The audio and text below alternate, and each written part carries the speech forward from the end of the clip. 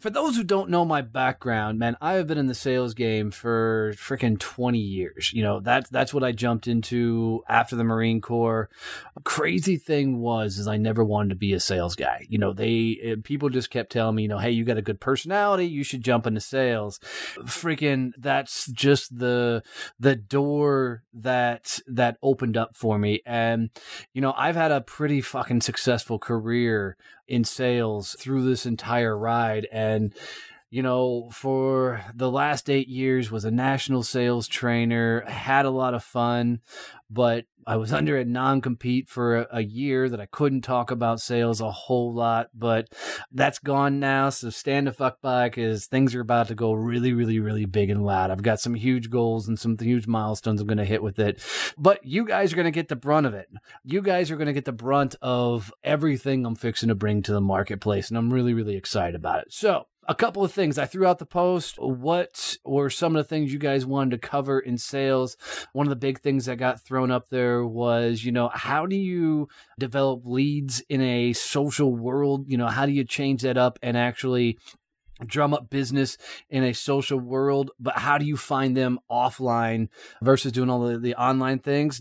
And the other thing that was brought up is, how do you reach out to influencers to get them to promote your stuff? So I'm going to talk about both those things heavy today to help you guys get a lot more exposure. But I'm going to start with, you know, the traditional side of sales, because that's the world I grew up in, and it's how I learned everything. And everything that I've taught in this group so far has been based off of my years of getting my teeth kicked in the sales game. So let's talk about that in a second. The first thing I want people to understand is what sales is. And it's really, really, really simple. Sales is very simply nothing more than a freaking conversation. It's a conversation between two people. That conversation just happens to have an outcome. And unfortunately, a lot of people put a lot of weight on that conversation, and they get all worked up and they get all frustrated about going and have these conversations. Well, if you will just flip and relax, which I think is the first rule of any sales call, is to take a deep freaking breath and relax and just be you. Remember this. People want to buy from people. They don't want to buy from these slick back, loud, crazy, charismatic sales guys. They want to deal with real, genuine freaking people. I mean, if you think about it, everybody loves to buy shit. I mean, we all do. Walmart's made a fortune off us buying shit. Amazon's made a fortune. Every day, we are buying stupid shit over and over and over again. We just hate to be sold. And the problem is when we go into sales mode, this mechanical shift happens in our mind, and we start believing we're that creepy bastard that's been trying to sell us stuff everywhere we go. And it's interesting is if you go into like a cons, and they're probably one of the worst culprits, you know, when you walk through that door of a cons, I mean, there's a reason the place is called cons, right? But somebody's trying to hound you down and beat you over the head, and your defense mechanisms immediately go up because, you know, holy shit, I'm about to be tried to be sold to.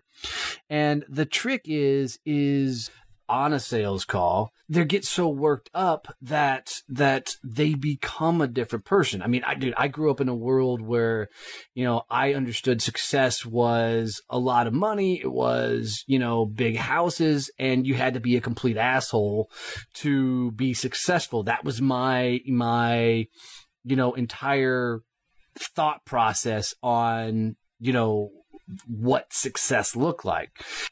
It was really wild. As early in my sales career, I was this over-the-top, gregarious, loud, you know, sales guy because I became somebody else on a sales call. And that's what a lot of people freaking do, is they transform into somebody else. Whether they put on the suit, they put on, you know, the right hairdo, they put on whatever, and they become somebody else. The flip side of that is also wrong. they go so relaxed that they forget that it is still a sales call.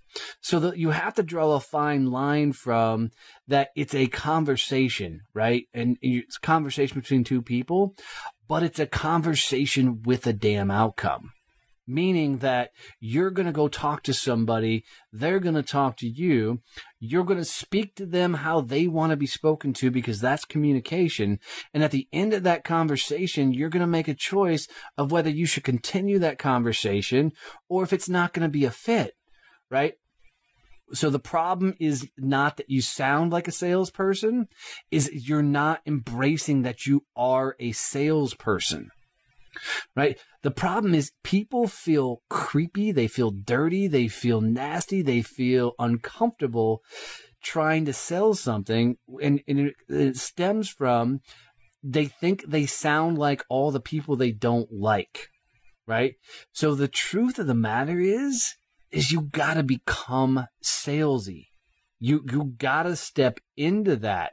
And it's being comfortable in having that conversation. Don't shy away from it. When we try not to be salesy, we actually come across more creepy than we actually are. I mean, we're selling all the time, but when it comes to making an income, it feels stressful. That has a lot of more inner turmoil to it because we believe that people are in the same financial situation that we're in. And know more about your products and service than anybody else. And you got to understand that your product, your service, whatever you have is going to be more of a value to that individual. But if they don't get it, it will never serve its purpose. And without getting your product to that individual, you do both parties a disservice, right? You have to sell your services or both parties lose. And the trick is when you go into that conversations, both parties have their guard up. Both parties are dealing with their own shit. They're dealing with the same demons you are. You know, you don't know what their financial struggles are. You don't know what their things are going through. But you can't put your own thoughts on them. And here's a better way of putting it, is most people are selling shit they can't afford themselves. And the problem is when they go into the money conversation, they immediately start downplaying their prices because they get sympathetic and not empathetic. They get sympathetic of somebody else's situations and they start lowering their price. So it's not about lowering your price to meet their needs. It's about rising the energy of the call to get them to meet you where you are. Because odds are the person you're sitting across from could be absolutely making a shit ton of money and could buy your services 20 times over. But if you go into that call with your own head trash about money, you're going to destroy the call because you're going to go in and start discounting immediately. The second thing is if you're in that money conversation and are struggling with that conversation, it's going to come down to that you're not putting enough value on what you're selling in the first place. And that's it. Is our job is to go in and have these adult conversations. And what happens is when you're sitting across from somebody and you're talking from a fear state of mind, you're not having an adult conversation. And look, sales is an adult conversation, which means you got to pull all your emotions out of the damn thing and go into it completely unemotional to go have a real conversation. And what's funny is people think sales is like this process and this step by step, or a system, or it's something. Sales is nothing more than the peeling back the layers and understanding what somebody needs and then being able to get them to see that your products and service will fulfill those needs. Most people do, and I love how Kim put it, is don't sell from your pocket. when you're sitting across from some people, I mean, a lot of times with your products and services, you're educating, right? And, I know there's a lot of philosophies out there, and most people go into sales and they're in such a desperation mode. But what most people don't do on a sales call is they're coming from such a fear state of mind that they're sounding like the salesperson versus educating along the process. It's amazing how often I used to ride along with sales guys, and all they wanted to do was to break out their brochures and break out their pamphlets and break out their, their stuff, when if they would just go in and give a conversation or have a conversation with somebody, it would change the dynamics. Now, the trick is when you have that conversation, there has to be an outcome, right? There has to be a next step in that maneuver. When I'm coaching people, I get a lot of this, hey, I think I got something. They said, let's talk sometime in the next couple weeks. I'm like, cool. What day and time on the freaking calendar? And they're like, oh, well, they just told me to call them in a couple weeks. Well, you got nothing at that point. That's not a win. That's actually not anything. There has to be a next step in that endeavor. And if somebody's not willing to set a next step, then death by PowerPoint is brutal. Absolutely, right? If there's not a next step, I tell you, for 7 years, I taught to set an agenda for every sales call. I'm going to cover this. You're going to cover that. When we get to the end, we're going to do this. Here's the problem with that is it puts too many people on edge. So simplify that agenda to literally just say, hey, when we get through this conversation, all I want to know is if we can figure out a way if we should move forward with something or if this is not going to be a good fit, right? And keep it that simple that it keeps the conversation moving forward. Otherwise, you're going to come across too practiced. You're going to come across too rehearsed and put people too much on the seat. It's the 7 touch points, a true thing. Always have a date ready before that. The right fit. Love it. So here's where people screw up the 7 touch points, Laura, and it's something that's thrown around quite a lot by all the gurus out there. Is the touch point is simply a matter of you staying in the game and doing what you're supposed to do. What I screwed up a lot early on in sales was I, thought that everybody should buy from me every freaking time, right? When I sat across from somebody, it was either we're doing a deal or it's over. And what most people do is they get in that same mindset of, man, if I didn't close it now, they're not going to close anytime later. I will tell you that the constant interaction, thoughtful reach outs, and, I have a client that I'm coaching right now. And he laughed. He goes, Donnie, you kept telling me to stay persistent. You kept telling me to continue to stay after this guy. So I was, calling him. I was emailing him. I was texting him. And he was leaving about a week in between each one of these reach outs, that finally the guy called him back after one of the voicemails. He goes, I just had to call you back to figure out why the hell somebody was so persistent in trying to get in touch with me. And that guy is now a client of his.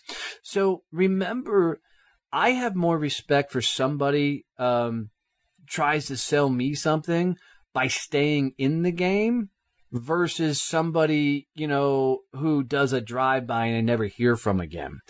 Here's something I want you guys to keep in mind. Prospecting is a numbers game. Sales is not.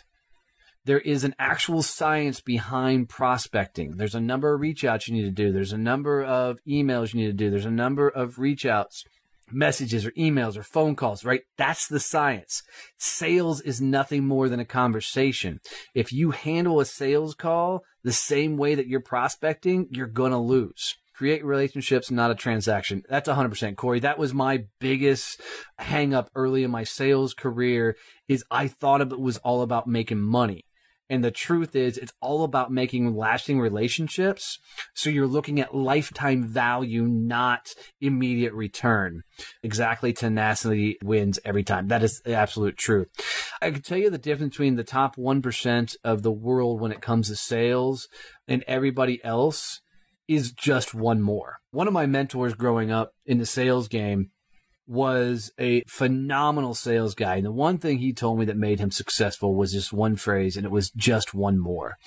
And I asked him what he meant, and he said, man, every time before I went home, I made one more sales call. I made one more email. I made one more invite. And he goes, oftentimes I found myself in there later than I wanted to be, but it was because I was trying to make one more invite, one more call. And he'll tell you that most of his business was built in those one more moments. So what I want you to think about is I plan these Friday lives every Friday, 3:30. I'm going to jump in here and do my spiel. But after I get out of here, I'm going to send a few emails off. I'm going to have a few interactions because there's always time for one more. Now, you guys know I'm going to go out and have a beer with the old man and my brother. That's the joy of still working on the farm, even though you can't see the cabin behind me anymore because mom and dad got me this badass green screen. But that's the trick is, yes, when I started, I was so worried about being classified as salesman that I really considered quitting until a wise man told me that sales is about relationship and people. People buy from people they like. I'm going to twist that. People buy from people they actually trust. Sales is not about liking somebody. And here's what I mean. And I really hate the phrase that people do business with people they know, like, and trust. People do business with people they trust. And I'll always go back to the show Dr. House on TV. Dr. House was an absolute asshole and the biggest jerk when it came to bedside manner, but it was a genius at being like a Sherlock Holmes style doctor. And I'd always ask people, like, if you were put in TV land right now and were caught with some disease that nobody can fix, wouldn't you go see Dr. House? And the answer is 100% yes. And it has nothing to do with how much you like the guy. You trust that they can get the fucking job done. And that is the trick in the sales game, is most people aren't winning because they're so nervous. They're so not themselves that they cannot trust that the person can deliver on what they're saying. I think most people in the sales game are customer service reps. And you're going to see it because we're fixing to get popped by this economy here soon. And what you're going to see is a lot of fucking businesses go out of business because it's what happened to my company, not my personal, but the company I sold for in 07, 08, and 09 in commercial printing, is we had a bunch of customer service reps that could not sell. So it was interesting that when the economy went to shit, the salespeople who survived, the companies who survived, were literally the ones that had, people that could go out and sell. And what you're going to see here in a second is when this economy does tank a little bit, you're going to have a lot of companies go out of business because they've built a customer service style business, which is great when the economy is thriving, but it sucks when the economy doesn't. And look, here's it is at the end of the day, guys. You either learn how to sell or get out of business, because the top 1% people in the world that are in the sales game, they embrace prospecting. They embrace the ability to get the things other people can't get. And look, prospecting is a numbers game.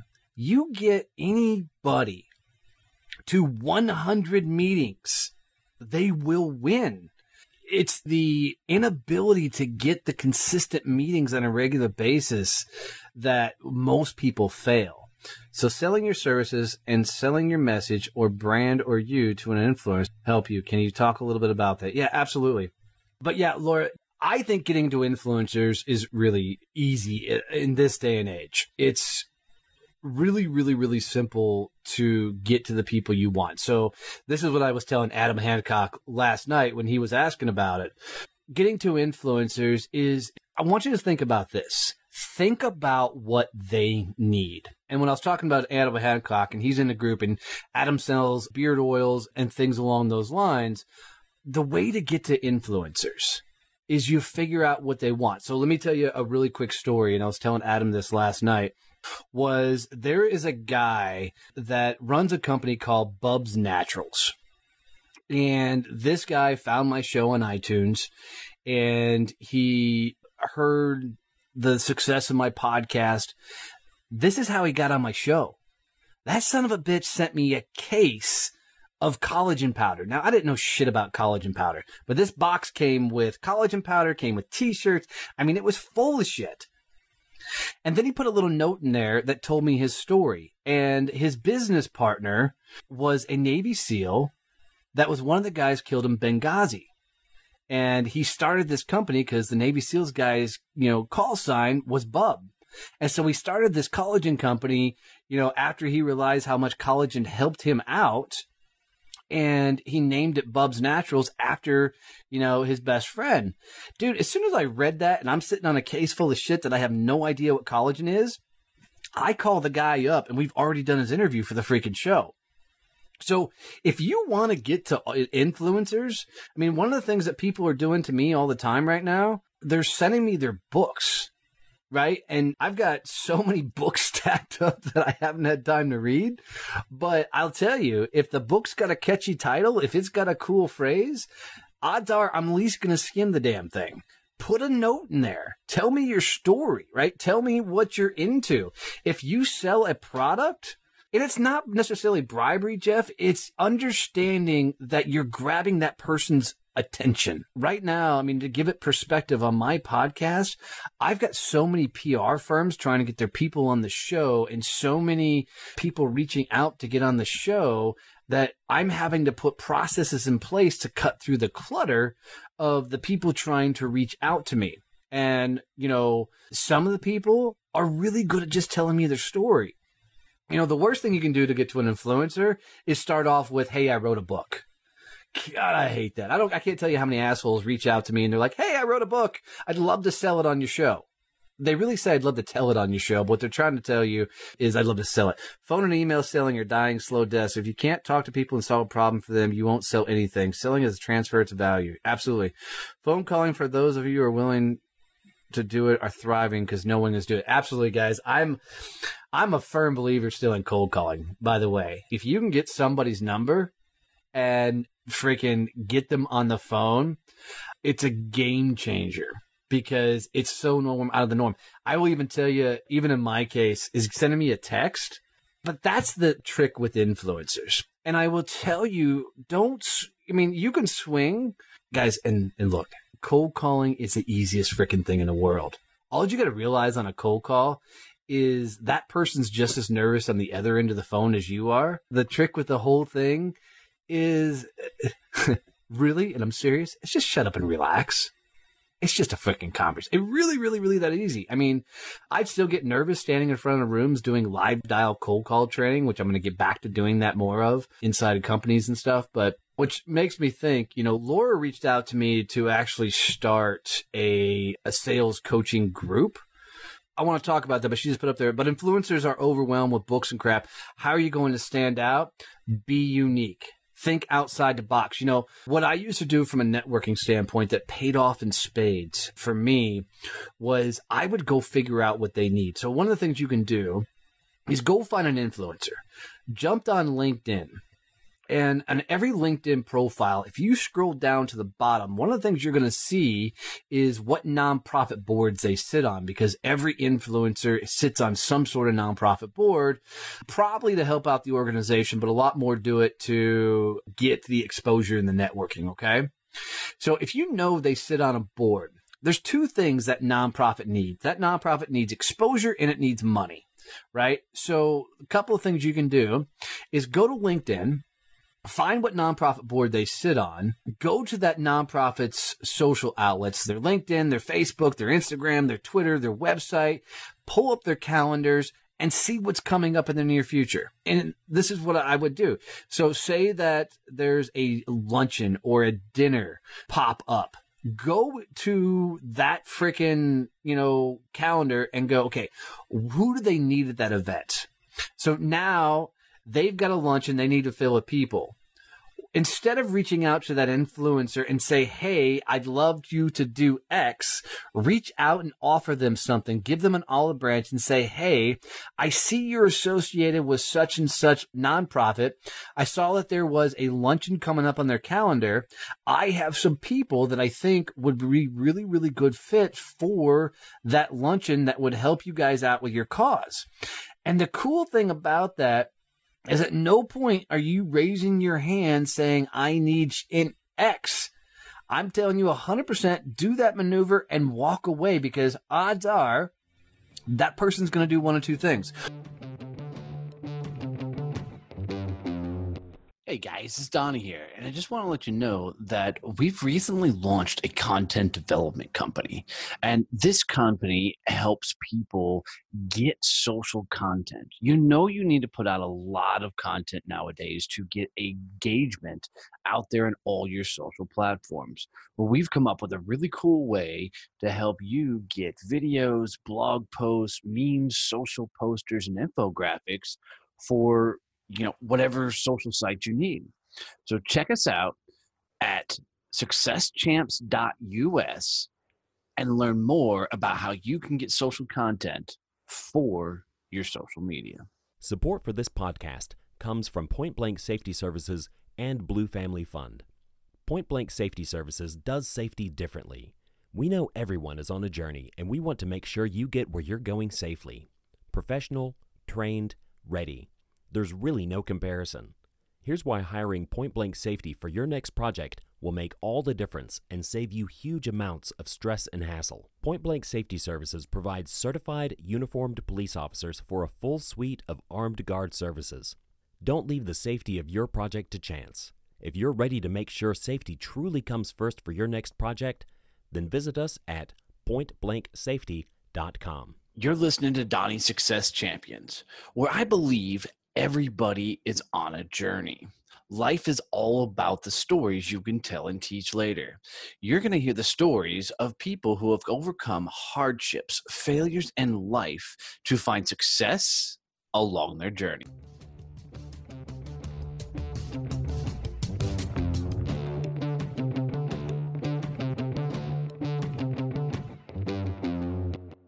One, they're not going to let you get off the phone because you just did them one hell of a solid. Two, they're going to ask you, well, tell me what your business is. Tell me what you do. And it's a great way to cold call, by the way. So if your people are out there cold calling, just an insider trick is, you want to get to somebody, go get them something they need. And networking is the easiest way to break down that barrier. So same thing for influencers. So think about, what does that influencer need and how can you help them get there? Influencers need exposure. They need places where they can get their message out. Maybe they just wrote a book, right? So if you run a podcast or anything, like Laura, I know you do, if there's an influencer that you want to help push your stuff and they've just written a book, man, reach out to them and say, I just got your book. I loved it. I'd actually love to share your story and have you tell it to my audience. Watch. Blow them up first with your gratitude for what they're doing. What's funny on Instagram and some of the other outlets, I can tell when people are reaching out to me with these blanketed, generic, copy and pasted notes. It's even best when they do it and they still haven't changed the name on the damn thing. You have to get out of the box and quit trying to do the same things over and over and over again. But here's the other side of it. I can tell you that a lot of people struggle with getting guests on their podcast. That is not something I've ever struggled with. But what you've got to remember is that people need exposure. They need something, and your job is to get it. So like when I started the podcast, I was sending out about 100 invites a day to the certain people that I wanted on the show. And what I learned in doing that process was it's a numbers game. You've got to send out a lot. What a lot of people I see doing when they're going after influencers is they're doing one or two reach outs. They're doing one, here, and it's almost like they're doing that self-fulfilling prophecy things. They're like, well, these people aren't going to want to talk to me. They're not going to want to push my stuff. They're not going to want to do this. So they do one or two things, and then they turn it off, and it's gone. They're like, see, I told you that was going to suck. I told you that wasn't going to work. And, they turn shit off. So love helping people with exposure with the podcast. That is easier for me because I'm not selling. And then, Laura, that's beautiful, and I get it. But the same token with that is, you got to have that same spirit when you are selling, that same thought process when you're not selling. And for people that are just adamantly in their head that they are not good sellers, then you need to move heavier into the social sales game. That's the one game changer that I've learned the hard way from my business is social selling is 10 times more about having a process than traditional sales is. Because in social selling, you're not able to just cold call and drop things on people because there's too many walls and barriers. So social selling allows you to get out of the sales process and allows people to come to you to raise their hand, but you got to build the funnel for it. And it's like I tell everybody that asks me about podcasting, I'm like, you don't go into podcasting to make money. You go into podcasting because that becomes the tip of the spear. That becomes the top of your funnel. That becomes the top of all your marketing and gets people to start interested in your message and what you do. Now you got to take them through a process. What's next? Always be selling, be shocked. And that's the truth. I mean, here's a funny thing to that statement, Stacy, is I'll ask people a lot of times, is what do you do on the weekends? Where do you hang out? And, let's say you have kids and they play Little League Baseball. And I always, look at them like, awesome. How many people on that Little League Baseball team know what you do for a living? How many do you know what they do for a living? Most people turn off their business when they're not in business mode. And I know I did that quite often when I was just an employee. Now I have no choice but to freaking tell everybody what I do, because if I don't sell, I don't eat, right? So it's interesting to watch that people are living two different lives with their business. They are absolutely not representing their business every day of the week. And the trick is when you stop representing your business and telling people what you're doing, you're actually turning off momentum. And sales a lot of times is about having enough momentum build up to be able to make it and keep going.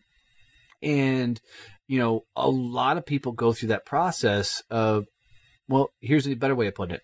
If you want to know if you sell from a place of fear or a place of power, is a place of fear, that salesperson will go out and close a deal and then turn off the spigot, right? They won't go close another one. People who sell from a place of power, they close a deal and they're like, let me go get another one, right? Let me go get another one. But most people sell from that place of fear, so they get a win and then they stop. The problem is they stop off all that momentum as well and that forward action, that forward movement.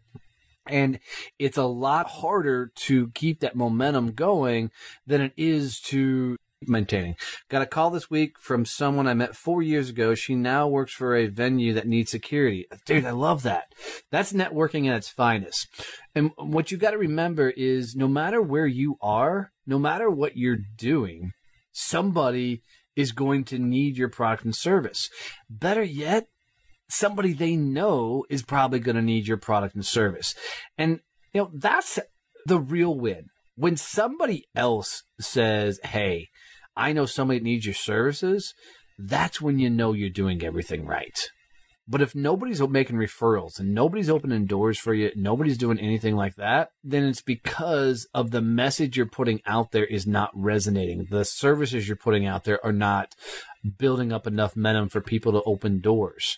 You have to become the brand that you represent, right? You have to become that poster child. You have to put yourself out there. And look, guys, the one who's winning at the end of the day is the one who did just one more, the one who's constantly going for it, the one who's putting themselves out there and churning and going for it and doing it again and doing it again and doing it again. It's the ones that know success is more about what you overcome than what you achieve. Because Look, nobody got to that field of roses, or nobody got to that great place in life because it was handed to them. They got there because they freaking got their freaking teeth kicked in on a regular basis. A great way to break the ice is when meeting new people or at a Little League game is introducing yourself and simply asking other people, what do you do?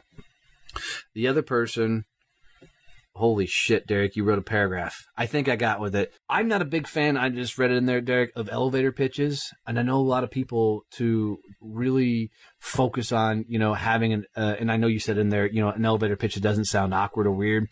But when people try and do an elevator pitch, it comes across so unrehearsed. And I know that's basically what you're saying is not to do that. But, here's the trick, guys, is whatever your product and service is, you can tell somebody, keep it short and sweet. But if you will focus more, your work ethic will cause people to do business with you if they see you making it happen. That's true. Absolutely true. But if you focus more on that individual and what they need, then Derek's absolutely right. Because what will happen is they'll start getting curious about, whatever you're into and what you do. And take it to his Little League game, is at that game, if you find out that other dad, that other mom, or the umpire, the coach, whatever else, maybe you find out they're a sales guy and they're trying to get into a company or something. Man, if you go out of your way to open those doors for other people, man, watch what they do for you. But because people live these duality lives, they're so scared to take business home. I think it's because they're afraid that people will see they actually suck at their job. They're afraid that people will see that they're really not that good at what they do. And it's because they don't have the confidence in what they're doing and what they're pulling off. So, I mean, if you're not bragging, and when I mean bragging, I'm literally, proud of what you freaking do and proud of what you represent, then why are you doing it? Why are you in that game? I mean, I can tell you a couple times in a couple of careers I had in sales, even though I did really well in sales for those companies, I wasn't telling people what I did because I wasn't proud of it. I mean, I sold commercial printing. It was ink on freaking paper. I didn't like telling people what I did because it wasn't glamorous. I love asking people, how can I help you, with no expectation of anything in return? What happens is attract more of what you get. That's it, dude. I mean, if you don't know, that's how I got my start in speaking, was talking about networking. And the definition of networking, in my belief, is networking is about growing other people's businesses. That's it. If you focus on networking, on actively growing other people's businesses and getting them, now sales is not growing other people's businesses, okay? There's a difference.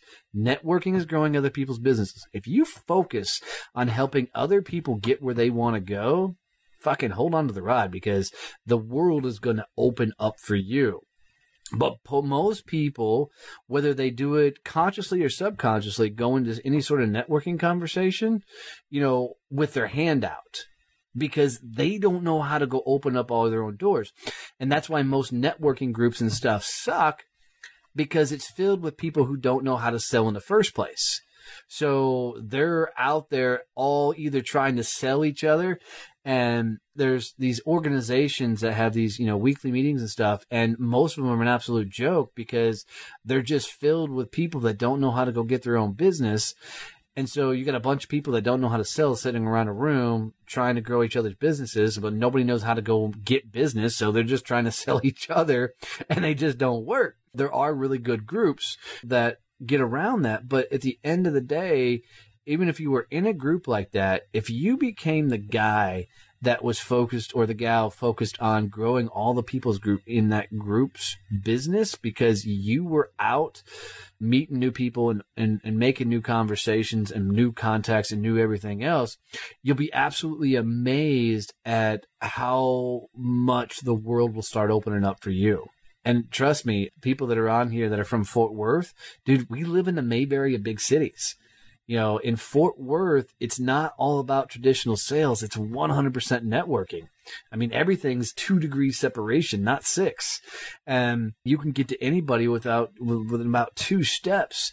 And out here, it's not about, who you know. It's all about who knows you and who's bringing your name up in conversations. And that's how I figured out networking is, you're doing it right. Like talking to Jamie Scott today, when anybody talks about CBD oil or hemp or anything like that, man, her name gets thrown out there so much. That's how you know you're doing networking right, is when everybody else is talking about you and everybody else is helping you grow your business. That it didn't come back threefold. That's it, girl. That's 100% it.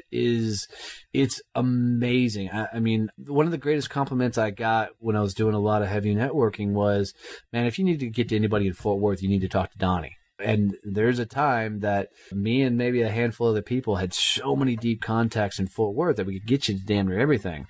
Fort Worth equals reputation. Absolutely. Yes, part of building my platform has been about being able to help others share their message. It's been awesome. And that's it. And the one thing that I'd add on the top of that, Laura, is beyond sharing their message, start making introductions for people that can use their services.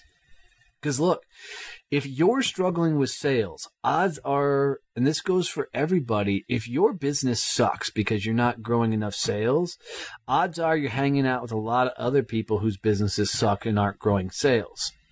And the trick is, if that's the case, then you have to change and you have to become the person, because most times you're not going to change your circles. You have to absolutely start focusing on getting everybody else's businesses to grow. And it's wild when you can open up doors for other people and watch what happens. So if your business sucks, it's because you suck. That's it, dude. That's 100% the truth. And look, guys, I've been at this, I don't know, been going for almost an hour now. But, here's the truth. And thank you guys for sitting along the ride on me, because I can get ranting on sales. And you're going to see a lot more sales coming out of this. That's what I'm going to heavily be focused on. But what I want you to understand is, if you're a business owner, you got to learn to sell. Which means you just got to start getting comfortable, getting uncomfortable. And this has been my platform for the last year, is you got to step into the fucking fire. And you got to start blowing shit up, because the person you are now is not going to get you to where you need to go. Right? But you have got to evolve. And the only way to evolve is to freaking up your game and start going for it. If you stay you, then get okay being you and quit trying to be somebody else. Quit telling the world that you're going to blow up and be awesome and be great, and then not doing the shit you need to do. You got to go all in. I didn't even get that tattooed on my arm. That's funny. I think I saw the next t-shirt coming out. If your business sucks, it's because you suck. All right, I need that t-shirt. That's it. Right? If you're not making sales in your business, it's because you're not doing the things that you need to do. Right? So, man, get in the game. I mean, you're gonna freaking get punched in the face over and over and over. And I will keep going back to it, because it's still my favorite fucking quote. It's not about how hard you can hit. It's about how hard you can take a hit and keep moving forward. Dude, I'll tell you, freaking bet on you and freaking go at it and just watch what happens. And that's it. Go big or go home. So a couple things, and I'm glad Joan's in here, Laura's in here, is I've been getting asked by people to launch a sales class, a sales workshop, a kick-ass workshop, something on a regular basis. What I'm curious to know is how many of you would be interested if I did either a private group, a consulting group, a sessions, a once a month get together, a Zoom type thing, is how many of you would be interested in it? I don't want to do it if only one or two people want to do it, but if more and more of you want to get together and I'll freaking teach sales 101 and really get people fucking rocking and rolling, you let me know. So reach out, either send me a message or get to me somehow, and I'll start putting that together. But I can tell you, it's going to be something that you're going to bit. Sales is huge. A good thing is people can do it and practice it and be as good as they want to be. Too many people don't practice or work on getting better. People should definitely, oh, thanks, brother. And that's the truth. Right. But I haven't put a price structure to this yet. I'm just figuring out if people are interested in it. I'm fixing to start going old school sales and start drumming up some business locally doing this and putting my name and brand back out there that I'm getting back in the sales game. So, for the people in local in Fort Worth, stand by because I'm fixing to come out with a bang. But private kick-ass group. Great group with no whiners, meet once a month, accountability. See, and if that's what you're looking for, let's put it together. And I'll tell you, if I only get 1 or 2, I'm not going to do it. But if I can get, 5, 10 people that just want to rock and roll, we'll put together a private accountability group and build it up and get ready to really kick some ass. I will tell you guys, freaking 2019 is going to be the year. It's going to be the year that everybody gets a chance to fucking break loose. I'm going to carve a fucking trail a mile wide because everything, momentum is in my corner and things are all looking in the right freaking direction. So come with me, come on the journey. And I'll keep going back to that. It breaks down to this very, very, very simple. Either get in the game or quit telling people you're going to win. Because I'm really tired of people who keep saying I'm going to blow shit up, but don't do anything about it. Get in the damn game and let's go. Fire up and let's get after it and see how big you can actually go. Because if you're not willing to go big and loud, it's not going to break loose. It's not going to happen.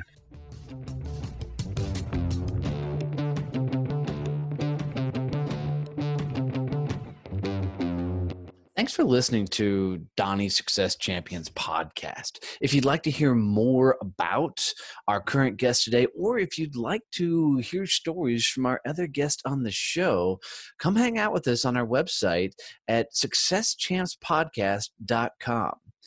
I really appreciate you tuning in. If you need to reach out to me for any reason, you can catch me at Donnie at DonnieBoivin.com.